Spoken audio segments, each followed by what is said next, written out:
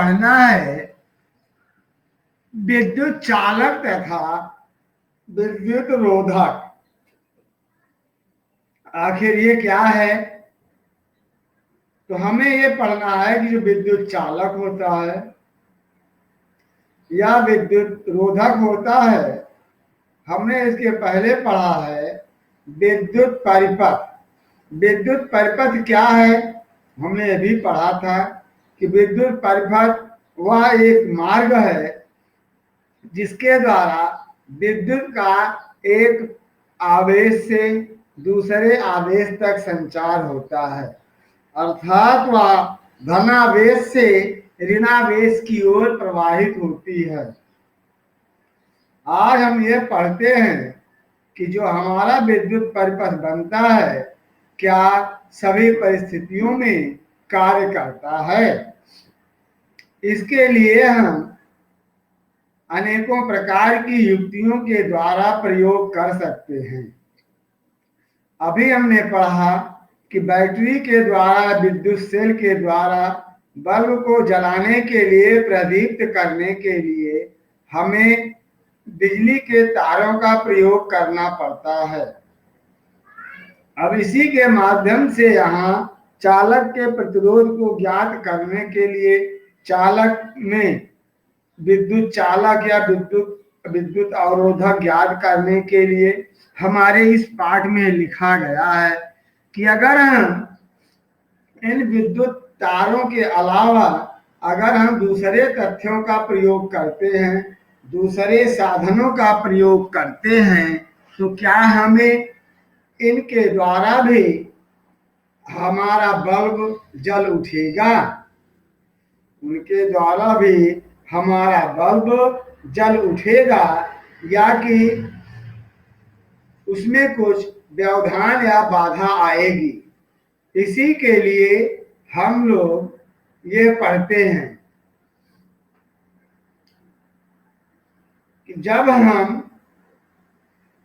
विद्युत धारा को प्रवाहित करने के लिए हमने देखा है कि तार का प्रयोग करते हैं, इसकी जगह पर हम तारों के स्थान पर हम अपने घर में प्रयोग होने वाले धागे का उपयोग करके देखें क्या हमारा वो बल्ब प्रज्वलित होता है, या कि हम अनेक पदार्थों का उपयोग कर लें।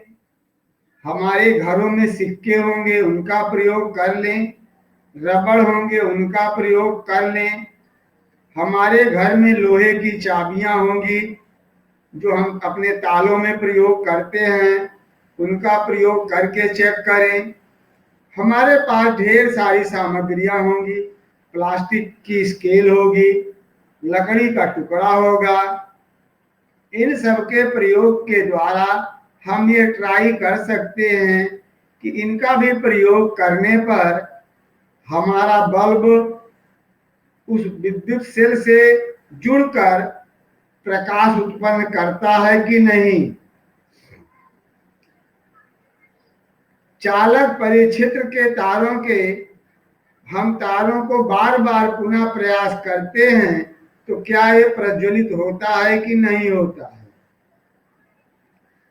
तो हम यहाँ क्या देखते हैं कि जब हम उसके बीच में अपने लोहे की चाबी लगाते हैं तब तो हमारा बल्ब जल उठता है, लेकिन उसी तारों के बीच में जब हम अपने ज्योमेट्री बॉक्स से निकालकर अपना इरेजर लगाते हैं तब नहीं जलता है, शार्पनर लगाते हैं तब भी नहीं जलता है,